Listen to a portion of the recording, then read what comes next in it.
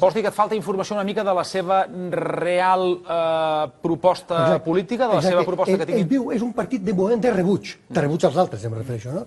Per tant, encara no és un partit de construir govern. Potser ho serà, però de moment no ho és. Jo crec que, Per cert, també afegeixo, Pilar, ho serà perquè les enquestes el que no revelen és que després, un cop, el que dèiem, un cop ja quan ens trobem davant de la campanya, ens trobarem que PP i PSOE demanaran, sobretot el PP, segurament demanarà el vot útil cap als que volen destruir-ho tot, aquest antisistema, etc., i potser ens podem veure coses insòlites com un govern de concentració, que això és una cosa que apunta... Podria ser. Per cert, també us pregunto una... Alemanya en aquest moment està governant la socialdemocràcia amb la senyora Merkel. Per exemple.